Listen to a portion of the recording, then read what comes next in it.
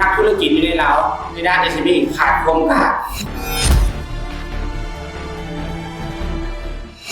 ทมิตก่อนเนาะมันมีเสียงในสังคมเนาะหรือว่าธุรกิจต่างๆกัน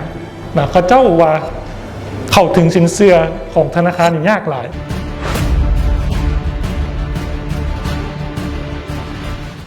น้ำใดเข้าถึงธนาคารแล้วมันยากเนาะ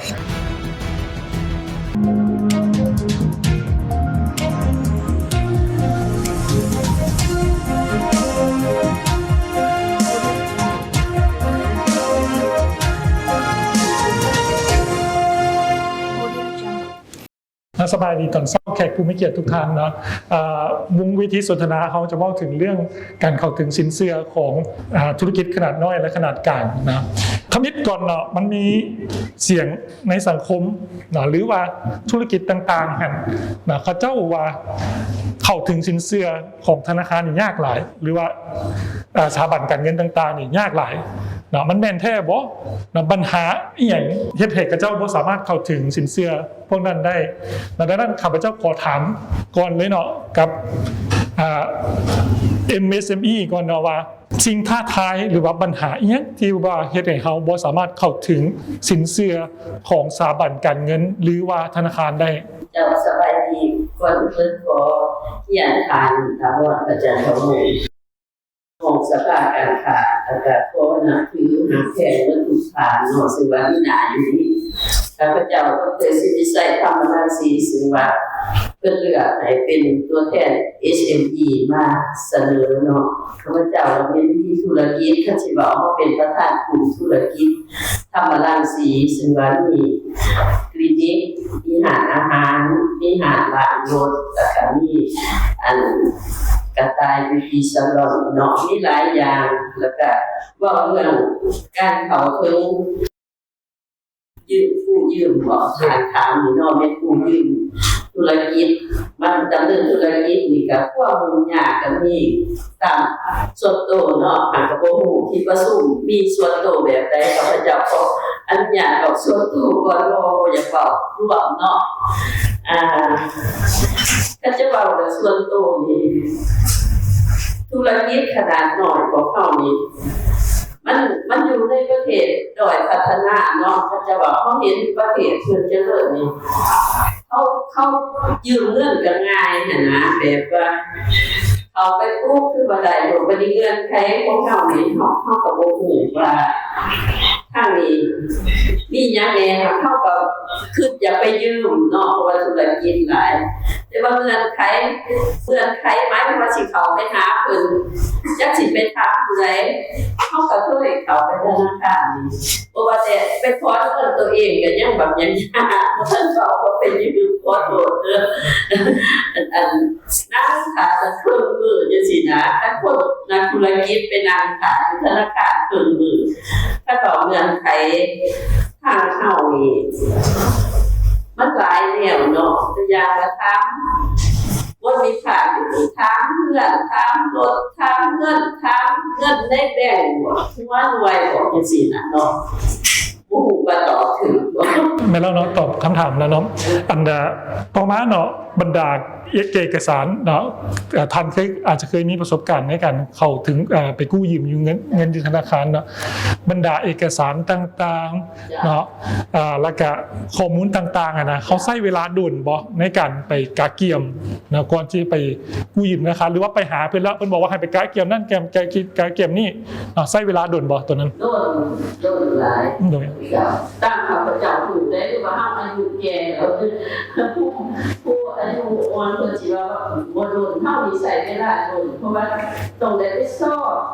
มื้อนี้ไปหาโอ้ยยังตัวนี้กะเพื่อนอีกไปสอบอีกข้อมูลโดนแล้วเทื่อกันไปหาธนาคารใหม่อีกไปได้หลายบ่โดนหลายแล้วก็เอกสารหลายบ่เป็นตื้อพุ่นน่ะโดยขอถามอีกน้อยนึงเนาะอันก่อนจะได้เงินมาเนาะเงินกู้มานี่ทันไปหาธนาคารจากธนาคารเนาะแล้วก็เขาต้องปฏิเสธจากธนาคารเพิ่นก็บ่ปฏิเสธดอกส่วนมากเพิ่นก็ว่าเอาอันนี้มาคืนเด้อเอาอันนั้นมาคืนเด้อเฮาก็ เอากันเลยว่าแล้วเถื่อกับเมื่อยไปสอบหลายอันโหดนะมามันก็เลยอยากท้อนะก็จะว่าสวัสดีเจ้าข้าเจ้าขอเนี่ยบรรเบิดของเฮียนทานประธานบวรบอกกับคณะทานแล้วก็บรรดาทานที่อยู่ในห้องสัมมนาครั้งนี้เนาะเขาเจ้าเอกชื่อคอนสมัยกรมสุวรรณดาราเป็นห้องในการของธนาคารเราเนาะที่นำเรียนงานสินเชื่อก็ขอบใจแล้วเนาะสำหรับคำเห็นของในนามครูที่ว่าเป็นครูกู้เพิ่นก็มีปัญหาของเพิ่นหลายอย่างที่ว่าเพิ่นได้ประกอบคำเห็นมาแล้วก็เชื่อว่าบรรดาท่านที่อยู่ในห้องนี้ก็อาจจะเห็นลักษณะแบบเดียวกันเนาะฉะนั้นเขาก็เบิ่งว่าอยู่ในประเทศของพวกเขาเนาะเรื่องของการเข้าหาแหล่งทุนมันต้องเบิ่งอยู่2ด้านเนาะด้านนึงเป็นด้านของผู้ที่จะเข้ามากู้หันว่าเอามีความพร้อมสำหรับเขาได้ปฏิบัติตามระเบียบที่แต่ละธนาคารมาออกสำหรับเพราะว่าแต่ธนาคารมีระเบียบมีผู้คุ้มครองเนาะคือกองทุนเข้าเพิ่มกันเนาะกองทุนของการส่งเสริม SME นี่ก็มีระเบียบของเพิ่นฉะนั้นถามว่าเข้ามาว่าแต่ว่าเข้ามาแล้วบ่ได้ต้องถามว่าได้ปฏิบัติตามระเบียบบ่เงื่อนไขของเพิ่นบ่เงื่อนไขเพิ่นมีจังได๋เฮาเคยได้ศึกษาตัวนี้บ่ต้องไปเบิ่งจุดนี้ก่อนเนาะจุด common sense ของเฮาหรือว่า ground floor ของเฮามันแม่นอีหยังเนาะพื้นฐาน standard ของแต่ละภาคส่วนมันแม่นอีหยังเนาะฉะนั้นอันนี้ก็เป็นจุดนึงก็เฮาก็บ่ตีกันเนาะเพราะว่าเฮามันอยู่ในประเทศที่ว่ายังบ่ได้พัฒนาเท่ากับประเทศอื่นๆบนพื้นฐานข้อมูลการศึกษาอย่างต่างๆมันก็บ่เท่าคนอื่นนะฉะนั้นผู้ที่เข้ามาแรงขึ้นนี่ถามว่าเข้ายากบ่ในปัจจุบันเขายากเนาะแล้วก็เขายากในพื้นฐานเฮายังมีพื้นฐานละเฮายังขาดความกล้านักธุรกิจอยู่ในเราในด้าน SME ขาดความกล้ามักสบายจนเกินไปอันนี้ยังยากนี่รีบไปจะข้าพเจ้าขออนุญาตว่าท่านเว้าผิดเนี่ยก็ขอโทษขออภัยนะแต่ว่าอันไหนยากในละรีบแล้วไปแบกรับความเสี่ยงในอัตราดอกเบี้ยข้างนอกและเอามาเฮ็ดธุรกิจซึ่งเขาก็ฮู้นำกันแล้วเฮ็ดธุรกิจมันบ่ได้มีกำไรถึงขนาดที่ว่าสิไปแบกดอกเบี้ยก็ขออนุญาตบางบอน 3% ต่อเดือนมันไปบ่ได้ 3% ต่อเดือนปีนึงมันตก 36% มาตรฐานฉะนั้นเฮายากในหน่อยนึงเฮาก็ต้องได้บืนต้องได้เข้าระเบียบนะฉะนั้นอันนี้เป็นอันนึงที่ว่าอยากผลักดันเนาะหลายภาคส่วนคือกองเพิ่นนี่เพิ่นก็ช่วยระเบียบของเพิ่นมีหยังใดระเบียบเพิ่นต้องถือบัญชีถามว่าจุลวิสาหกิจ SME ของเราน้อยนะที่จะถือบัญชีเห็นบ่อันนี้เป็นปัญหานึงแหละถ้าบ่ถือบัญชีอันนี้เพิ่นก็ตีตกไปละแล้วบอกว่าเพิ่นบ่ให้อันนี้มันบ่แม่นดอกฉะนั้นเราต้องเข้าใจเป็นคอมมอนเซนส์ว่ากองทุนเพิ่นให้ต้นทุนต่ำมาละดอกเบี้ยต่ำมาละเขาก็ต้องปฏิบัติตามระเบียบของเพิ่นเนาะอันที่2แม่นเรื่องของการดำเนินธุรกิจเนาะบางคนก็บ่มีใบทะเบียนวิสาหกิจบางคนก็บ่มีประกันก็อยากมาขอกู้มันก็เป็นไปบ่ได้เนาะอันนี้เป็นอันนึงเพราะว่าเฮาบ่ได้กู้ในนามบุคคลเด้อันในนามบุคคลมันก็เอาเรื่องใหม่ซึ่งว่าของขึ้นของเฮาบ่ได้ให้ในนามบุคคลอยู่แล้วเนาะอันที่2เนาะอันที่3แผนธุรกิจก็บ่ได้มีอย่างชัดเจนถามหยังก็บ่ฮู้สิไปเฮ็ดอีหยังก็ยังบ่ฮู้อันนั้นมันเป็นปัญหาของทางธนาคารถ้าธนาคารปล่อยไปเนาะปล่อยหมายความว่าปล่อยเงินของคืนที่ได้มามันก็มีความเสี่ยงที่จะเป็น NPL ถ้าเป็น NPL มันปุ๊บก็เป็นหาของเพิ่นว่าธนาคารเฮ็ดจังได๋บ่ได้วิเคราะห์บ่ได้เบิ่งบ่ระเบียบมันก็มีสารพัดเนาะฉะนั้นเฮาต้องมาเบิ่งว่าคนที่จะมาขอกู้ในธนาคารเขาเข้าใจระเบียบของเพิ่นซำใดอันนี้ก็ต้องฝากทางของเพิ่นไปเผยแพร่ว่าระเบียบของเขาต้องมี1 2 3 4เฮ็ดจังได๋ให้มันเข้าใจง่ายให้ผู้ที่จะเข้าหาหนังสือเข้าใจว่าพื้นฐานจะต้องประกอบมีอย่างนี้ก่อนจะสิเข้าหาแหล่งทุนตัวนี้เนาะและธนาคารเป็นแค่ส่วนหนึ่งเป็นทางผ่านในการวิเคราะห์ช่วยในกองทุนนี้แล้วก็ช่วยผู้ประกอบการเต็มที่อยู่แล้วที่อยากจะช่วยผู้ประกอบการเนาะอันนี้แหละเป็นปัญหาที่ในมุมของข้าพเจ้าแล้วก็ในมุมที่ว่าได้เฮ็ดเวียกร่วมกับทางหลายภาคส่วนที่ว่าติดพันกับเรื่องของการปล่อยสินเชื่อเนาะขอบใจอันแน่นอนเนาะหลายๆธนาคารก็บอกว่าโอ้ธุรกิจนี่บ่ถือบัญชีนะธุรกิจบ่มีทะเบียนวิสาหกิจนะสมมุติขึ้นมาข้าพเจ้าเป็น SME นึงอาจจะไปจดทะเบียนละแต่ว่าบ่ได้ถือบัญชีที่เข้าไปขอกู้เนาะ นะคำแนะนำส่วนหลายก็มีแต่บอกว่าไปเฮ็ดบัญชีมาเนาะแบบนั้นบ่ค่อยถือปานใดเนาะอยากให้ธนาคารแนะนำว่าต้องเริ่มจังใดเนาะเป็นขั้นตอนละเอียดเนาะเพื่อว่า SME ผู้ที่จะไปขอกู้นะเนาะให้เขาเจ้าบ่ได้กลับไปแล้วบ่มีหางเสียงต่อไปว่ายามใดเข้าถึงธนาคารแล้วมันยากเนาะอยากให้อธิบายให้เขาเจ้าให้มันเข้าใจง่ายๆเนาะอันนี้ก็บ่ถือปานใดเนาะเพราะว่า SME ส่วนใหญ่เขาเจ้าก็บ่ได้เข้าถึงข้อมูลเนาะดังนั้นอยากให้ธนาคารช่วยอธิบายให้เขาเจ้าแนะนำให้เขาเจ้าเนาะ